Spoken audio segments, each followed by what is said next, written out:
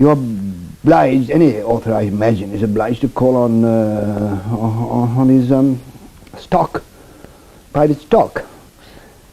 Is this another word for what Freud would call the unconscious? No. No, I didn't think it was. I No, want to make it clear. both. What is himself, both, no doubt, what he inherits, his unconscious, and what he has as part of his mental make-up and reading, his memory. But he may not have the object of revealing that, or lecturing to anybody, or even trying to put forward his view as a total one or a good one. Let's avoid the word lecture for a moment, because it suggests a propagandist work, and I don't think anybody is really talking about that. Well, they have been, so perhaps... well, I'm not, and you're not, so let's not. No, good. But let's then accept the fact that out of this stock you invent the world, and this stock does include a stock of ideas about how worlds ought to be. No? No. Because I don't believe that there is any one recipe at any one time. You don't yourself make out a recipe for personal behavior. You don't believe you yourself ought to live in a certain sort of way.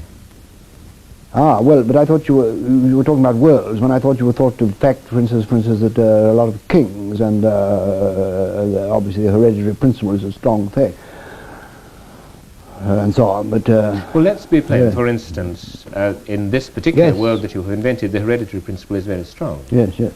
Though not ubiquitous. The hobbits don't have one, don't they? No, quite so, no. But do you yourself look back on a world in which the hereditary principle is strong with affection? I do, yes, obviously. But we must always remember, it's also very much easier one, very much, well, I find it very much easier to one in which, out of which to make a story. And you're only concerned with making a story? It was my primary concern, which I started out with. And you took 14 years to make the story? Quite so, yes. And this was a story in... But that is partly out of the fact that I'm a meticulous sort of bloke. And that I took 14 years, not for the general things it is now, but finding time schemes and getting everything right and so on. Well, for instance, this whole matter of the appendices, 100 pages, language, social customs, history. Normally, if you had been writing a history as a historian, all these would have existed on a card index before you ever began to write. Yeah. Is this true for the Lord Lord of the Rings? So, yes. One thing that, for instance, in the remarks you made at the beginning was the fact that time passed and the hobbits grew into this world. Yes. Matter of fact, what really happened was that because having already constructed the world, they became drawn into it. The world was constructed like a model aeroplane? No, but it existed in posse and in a large scale plan before The Hobbit was written. The Hobbit was in fact originally an attempt to write something outside it and grew into it. So that you had literally invented the world before you even wrote The Hobbit? Oh yes, indeed. Why?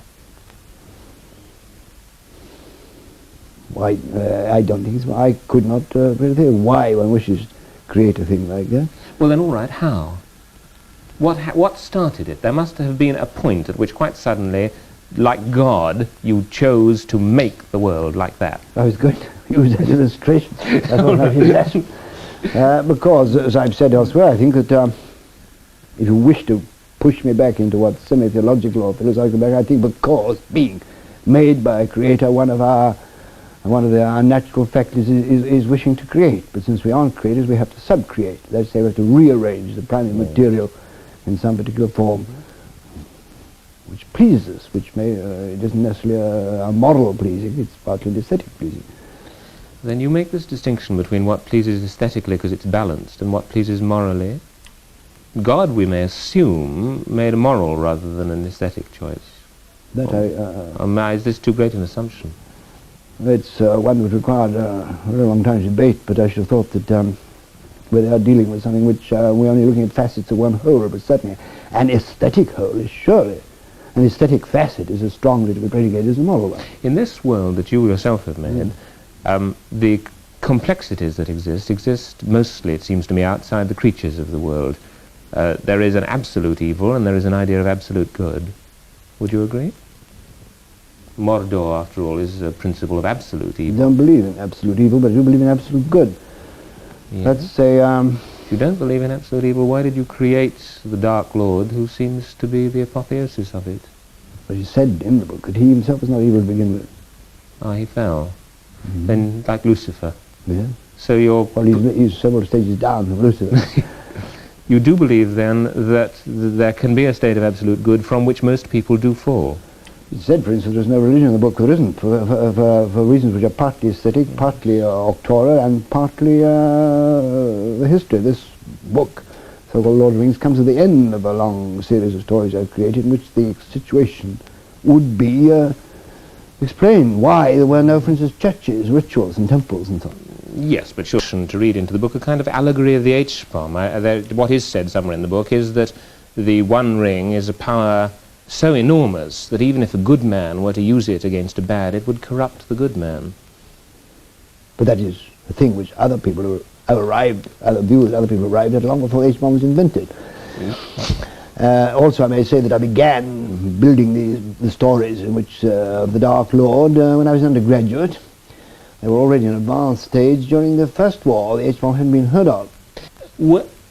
If you were to be remembered as the man who has made the Lord of the Rings, would you rather be remembered as a man who has said something or as a man who has made something? I don't think you can distinguish. The made thing, unless it says something, won't be remembered. Thank you.